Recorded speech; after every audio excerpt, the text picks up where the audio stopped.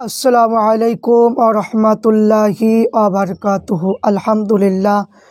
আজ আমি আলোচনা করব যে বর্তমান সময়ে যে সমস্ত দেওবন্দি মাওলানা মুফতি যারা বেরিয়েছে এদের আকিদা, আর যে সমস্ত দেওবন্দি আকাবির রয়েছে আশরাফ আলী থানভী, কাশেম নানুতুবি, রশিদ আহমদ গাঙ্গুহি, এদের আকিদা আসমান জমিন পার্থক্য। তো আমরা যে সমস্ত সাধারণ মানুষ যিনারা রয়েছেন, যারা দেওবন্দি মত যারা ধরেছেন, তাদেরকে বলবো যে আপনারা কোন আলেমদেরকে অনুসরণ করবেন। তো আমি বলবো যে আপনারা যারা দেওবন্দি যারা মত ধারণ করেছেন তাদেরকে, সাধারণ লোকদেরকে বলবো যে যে সমস্ত দেওবন্দি আকাবির রয়েছে আশরাফ আলী থানভী, কাশেম নানুতুবি, রশিদ আহমদ গাঙ্গুহি, তিনাদেরকে ফলো করুন, তিনাদের লেখা কিতাব পড়ুন। কারণ তিনাদের ইলিম, তিনাদের যা ইলিম এবং যোগ্যতা, তিনারা যে এত বড় আলেম ছিলেন, সেই রকম আলেম বর্তমান সময়ে কোনো দেওবন্দি আলেম এখন বর্তমান সময়ে নাই।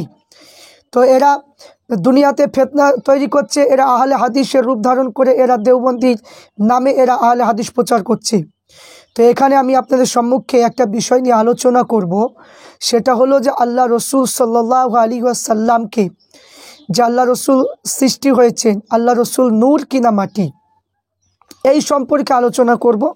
তো বর্তমান সময়ে যে সমস্ত দেওবন্দি মুফতি মাওলানা যারা রয়েছে, আহলে হাদিসরা যেমন আল্লাহ রসুলকে মাটির বলছে, সেই রকমভাবে আপনার দেওবন্দির বর্তমান সময়ে কিছু মাওলানা মুফতি এরাও মাটির বলছে। তো আমরা দেখব যে সমস্ত দেওবন্দি আকাবির রয়েছে আশরাফ আলী থানভী, কাশেম নানুতুবি, রশিদ আহমদ গাঙ্গুহি, এদের কিতাব থেকে দেখব যে আল্লাহ রসুলকে তিনারা কি মনে করেছেন, আমরা সেটা দেখব, সেইটাই আমরা ফলো করব। আমাদের এখন বর্তমান সময়ে যা পরিস্থিতি, আমাদেরকে সেই সমস্ত অলিদের কিতাবগুলো ফলো করতে হবে। এখন তাদের চাইতে বড় মানে কি দেওবন্দিদের, তাদের চাইতে বড় মুফতি মাওলানা কেউ হয়নি বা হবেও না। তো আমাদের উচিত হলো সেইগুলোকে ফলো করা, তাহলে সঠিকগুলো আমরা পাবো। তো আসুন আমি প্রথমেই যে কিতাবটা তুলে ধরবো, আশরাফ আলী থানভী সাহেবের কিতাব, যে ফুলে খুশবুতে সারা জাহান মাতোয়ারা। এই কিতাবটার মধ্যে আমরা দেখব আশরাফ আলী থানভীর কিতাব, যে নাসরুল তিব বলে যে কিতাবটার নাম, এই কিতাবে দেখব। এবং মাদারুজ্জুন নবুয়াত আব্দুল হক মুহাদ্দিস দেহলভী রহমাতুল্লাহ আলাইহি, এটা দেওবন্দিদের আকাবির, তিনার কিতাব দেখবে। এবং আরও অনেক কিতাবের নাম বলবো, এবং সেই কিতাবগুলো এখন ইউটিউবে পিডিএফ পাওয়া যাচ্ছে। কেউ যদি মানে আপনারা যদি চান, তাহলে আপনার মোবাইলের মাধ্যমে পিডিএফ আমি আপনাদের কাছে দিতে পারবো। তো আসুন আমরা দেখব যে দেওবন্দি আকাবিরদের যে সমস্ত কিতাবে আল্লাহ রসুলকে নূর হিসাবে মেনেছেন, আমরা তাদেরকে অনুসরণ করি, তাদেরকে অনুসরণ করব। কিন্তু বর্তমান সময়ে এই ইয়াসিন ডাবচরের মতো মানে কি বক্তাদের কথা আমরা শুনবো না। তো আসুন দেখি যে এখানে হাজি ইমদাদুল্লাহ মুহাসিরে মক্কি রহমাতুল্লাহ আলাইহি নবী নূর সম্পর্কে আকিদা, যে দেওবন্দিদের পীরানে পীর যাকে অস্বীকার করলে তাদের পীরালি শেষ হয়ে যাবে, তিনার লেখা কুল্লিয়াতে ইমদাদিয়া, উর্দু কিতাব কুল্লিয়াতে ইমদাদিয়া, এই কিতাবে 103 পৃষ্ঠা লিখেছে যে আকিদা বিশ্বাস রাখা, যে এই আকিদা বিশ্বাস রাখা যে মিলাদ ও মাহফিলে হুজুর পূর্ণ নূর উপস্থিত হন, এটা কুফরি বা শিরক নয়। কি বললেন? কুল্লিয়াতে ইমদাদিয়া। তারপরে আল্লাহ রসুল সাল্লাল্লাহু আলাইহি ওয়াসাল্লাম সম্পর্কে রশিদ আহমদ গাঙ্গুহি, তাহলে এখানে কি বলেন যে কুল্লিয়াতে ইমদাদিয়াকে আল্লাহ রসুলকে পূর্ণ নূর উপস্থিত হন, এই নূর মানে কি বলা, কখনো শিরক বেদাত নয়। তাহলে এখানে আমরা রশিদ আহমদ গাঙ্গুহি সাহেবের কিতাব দেখব, ফতোয়ায়ে রশিদিয়া, ফতোয়ায়ে রশিদিয়া। এই কিতাবের মধ্যে আমরা দেখব যে প্রশ্ন করা হয়েছিল যে সর্বপ্রথম আল্লাহ তাআলা যা সৃষ্টি করেছে তা হলো আমার নূর।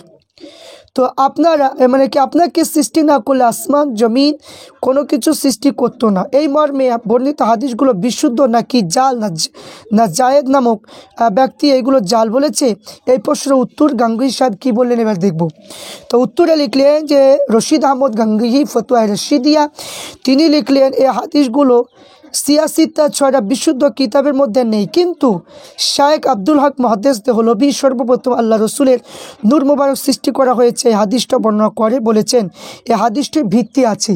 কি আছে? ভিত্তি আছে।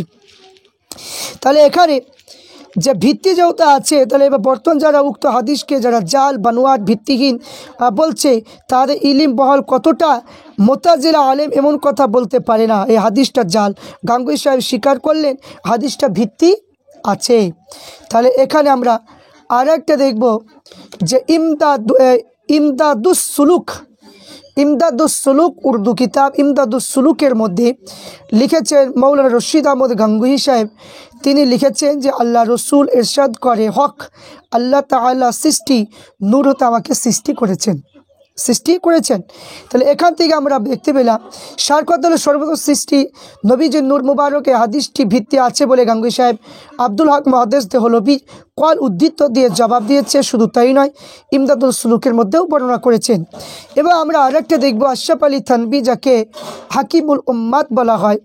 আশরাফ আলী থানভী সাহেবের নাসরুত্তিব যে কিতাবটা আমার কাছে উপস্থিত, এই কিতাবের মধ্যে মানে বর্ণনা করেছেন যে মুসান্নাফ আব্দুর রাজ্জাক যে হাদিসটা বর্ণনা করা হয়েছে যে আল্লাহ রসুল নূর সর্বপ্রথম সৃষ্টি বলে উল্লেখ করা হয়েছে ইতিপূর্বে হযরতে জাবির রাদিয়াল্লাহু তাআলা আনহু হতে বর্ণিত হাদিসটা আমি আল্লামা রুহুল আমিন বশির রহমাতুল্লাহ বর্ণনা হাদিস আলোচনা করেছি। কিন্তু এই হাদিসটা এখানে আশরাফ আলী থানভী সাহেব তিনি কিতাবের মধ্যে এনেছেন। এবং আমরা এখানে দেখব যে আব্দুর রাজ্জাক থেকে যে হাদিসটা আশরাফ আলী থানভী সাহেব লিখেছেন যে জাবির ইবনে আবদুল্লাহ থেকে বর্ণিত, তিনি বলেছেন, ইয়া রাসূলুল্লাহ, আমার পিতামাতা আপনার জন্য উৎসর্গ হোক, আমাকে বলুন যে আল্লাহ তাআলা সব কিছু পূর্বে প্রথম কোন বস্তু সৃষ্টি করেছেন। আল্লাহ রসুল বলেন, জাবির, আল্লাহ তাআলা সকল বস্তু পূর্বে প্রথম স্বয়ং নূর সৃষ্টি করে তোমার নবীর নূর সৃষ্টি করেছেন। উক্ত নূর আল্লাহর অদৃশ্য শক্তি যেখানে আল্লাহর ইচ্ছা ছিল ভ্রমণ করতে থাকে। লাহে মাহফুজ, কলম, বেহেশত, দোজখ, ফেরেশতা, আসমান, জমিন, চাঁদ, সূরজ সব জায়গা কিছুই ছিল না। কিন্তু আল্লাহ তাআলা যখন অন্যান্য মাখলুক সৃষ্টি করতে চাইলেন, উক্ত নূরকে 4 ভাগে বিভক্ত করে কলম দ্বিতীয় ভাগ, লাহে মাহফুজ দ্বিতীয় ভাগ অংশ আরও সৃষ্টি করলেন। তো এখান থেকে প্রমাণিত হলো যে শরীয়তের দৃষ্টিতে ঈদে মিলাদুন্নবী, শরীয়তের দৃষ্টিতে ঈদে মিলাদুন্নবী আশরাফ আলী থানভী সাহেবের লেখা। সেই কিতাবের 26 পৃষ্ঠার মধ্যেও লিখেছেন এবং নাসরুত্তিবের এখানে মানে লেখা হয়েছে। এবং এখানে আমরা যে কিতাবটি আমরা এখানে পেলাম হাকিমুল উম্মত সম্পর্কে প্রচলিত জাল হাদিস নামক পুস্তকে 222 পৃষ্ঠা জাল হাদিস নামক একটা বই আছে। সেই বইয়ে 222 পৃষ্ঠা লিখেছে যে নাসরুত্তিব রচনা অধিকাংশ ক্ষেত্রে আল মাওয়াহিবুল লাদুনিয়ার উপর নির্ভর করেছেন। কেউ কেউ বলেছে যে থানভী সাহেব পূর্ববর্তী উপর নির্ভর করে ভুলে পতিত হয়েছেন, কিন্তু এই কিতাবে হাদিসের বেলায় ভুলক্রমে মুসান্নাফ আব্দুর রাজ্জাক এখানে বলা হয়েছে। আব্দুর রাজ্জাক উদ্ধৃত দেওয়া ছিল, তাই মুসান্নাফে আব্দুর রাজ্জাক গ্রন্থ প্রকাশিত হয়নি বলে থানভী সাহেব এর সামনে ছিল না। তাই আল মাওয়াহিবুল লাদুনিয়া সঠিকভাবে তিনি উল্লেখ করেছেন, উক্ত হাদিস মুসান্নাফে আব্দুর রাজ্জাকের কোথাও নেই।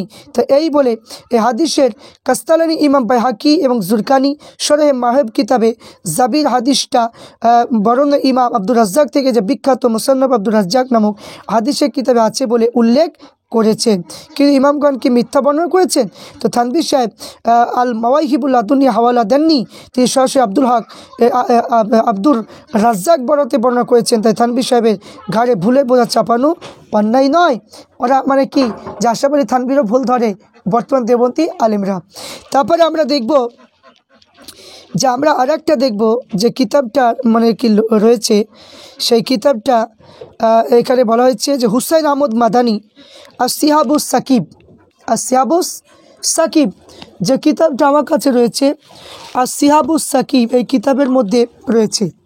আসিহাবুস সাকিব এই কিতাবের মধ্যে আল্লাহ রসুল সাল্লাল্লাহু আলাইহি সাল্লামের মহান আল্লাহ তাআলা সর্বপ্রথম আমার নূর মুবারক সৃষ্টি করেছেন। তারপরে যে দেওবন্দিদের একজন আকাবির মুফতি সুফি সাহেব, তিনার আকিদা তফসিরে মারিফুল কুরআন এই কিতাবে সূরা আনামে 163 নম্বর আয়াতের ব্যাখ্যায় লিখেছেন, সর্বপ্রথম আল্লাহ রসুল নূর মুবারক সৃষ্টি করা হয়েছে, তারপরে সকল আসমান ও জমিন সকল সৃষ্টি অস্তিত্ব লাভ করে। একটা হাদিসে বর্ণিত হয়েছে যে সর্বপ্রথম আল্লাহ তাআলা আমার নূরকে সৃষ্টি করেছে। তফসির রুহুল মানির মধ্যে রয়েছে, মারিফুল কুরআনের এখানে তফসির ব্যাখ্যা করেছেন। এবং আমরা আর একটা দেখব যে রশিদ আহমদ লুধিয়ানি রশিদ আহমদ, মুফতি রশিদ আহমদ লুধিয়ানি, তিনার কিতাবে যে তিনি দেওবন্দি মুফতিদের যে কিতাব বলেছে যে আহসানুল ফতুয়া, এখানে লিখেছে আহসানুল ফতুয়া, এই কিতাবের মধ্যে তিনি বর্ণনা করেছে যে মুফতি রশিদ আহমদ লুধিয়ানি সাহেব বলেছে যে নূর মোহাম্মদ সর্বপ্রথম সৃষ্টি, তাই দেওবন্দি ভাইদের আর কোনো বিতর্ক করা ঠিক হবে কি? ফতুয়া আহসানুল মধ্যে রয়েছে। তারপর রসুলের নূর মুবারক সম্পর্কে দেওবন্দিদের মানে কি যে একজন পীর আজিজুল হক দেওবন্দি সাহেবের আকিদা, এই তিনার যে কিতাব তিনি লিখেছেন, যে তিনার যে কিতাব আমরা দেখব বুখারী শরীফ বাংলায় তর্জমা করেছেন আজিজুল হক, যাকে শামসুল হক ফরিদপুরি বলা হয়। তাহলে আজিজুল হক সাহেব তিনি লিখেছেন যে আল্লাহ রসুল সাল্লাল্লাহু আলাইহি ওয়াসাল্লাম সৃষ্টি জগতের সর্বপ্রথম সৃষ্টি, এবং তিনি মানে কি আল্লাহর নবী যে হাদিসটা মুসান্নাফ আব্দুর রাজ্জাক, এই হাদিসটাও তিনি এনে তিনি আল্লাহ রসুলকে নূর হিসাবে মেনেছেন। তাহলে যে সমস্ত কিতাবগুলো আমরা দেখতে পেলাম, যে এখানে আমরা আরও দেখব যে দেওবন্দীদের আরেকজন মানে ব্যক্তি যেন আল্লামা মাওলানা আব্দুল রহমান জামি সাহেব, তিনার দৃষ্টিতে সওয়াহিদুন নবুয়াত এই কিতাবের মধ্যে তিনি সর্বপ্রথম নূর হিসাবে আল্লাহ রসুলের কথা বলেছেন। এবং আমরা আরেকটা দেখব বাংলাদেশের মাওলানা নুরুল ইসলাম অলিপুরি দেওবন্দি সাহেব, তিনার কিতাবের মধ্যে লিখেছে যে আকায়েদে ইমাম হলেন আবুল হাসান আশআরি। এতটুকু স্বীকার করেছে নুরুল ইসলাম অলিপুরি মাওয়াইজে অলিপুরি পুস্তকে 221 পৃষ্ঠা লিখেছে যে ইমাম নবী সৃষ্টি বিষয়ে কী বলতেন, যে এখানে বলেছেন যে আল্লাহ তাআলা নূর কিছু নূরের মতো নন, নবী রুহ মুবারক তার নূরের জ্যোতি ও ফেরেশতাদের হলো নূর সমশিখা। শিখা। তা আল্লাহ তাআলা সর্বদা আমার নূরকে সৃষ্টি করেছে, আমার নূর হতে প্রত্যেক কিছু সৃষ্টি হয়েছে, এবং আব্দুর রাজ্জাক থেকে হাদিসটা বর্ণনা করা হয়েছে। তারপরে এখানে আমরা দেখব আব্দুল হক লখনবী সাহেব, তিনিও মানে কি এখানে বলেছে আসারুল মারফুয়া এই কিতাবের মধ্যে এই রাজ্জাকের হাদিসটাই তিনি এনেছেন এবং নূর হিসাবে তিনি মেনেছেন। এবং আমরা যে সমস্ত মানে কি দেওবন্দির আকাবির রয়েছে, তিনাদের ওই সমস্ত কিতাবের মধ্যে আল্লাহ রসুলকে নূর হিসাবে আমরা পেলাম। এবার আপনারা বলুন, যে সমস্ত মানুষ আল্লাহ রসুলকে নূর বলে মানতে চায় না, বর্তমান সময়ে এই সমস্ত আলিমদের কাছ থেকে আমাদের দূরে থাকতে হবে।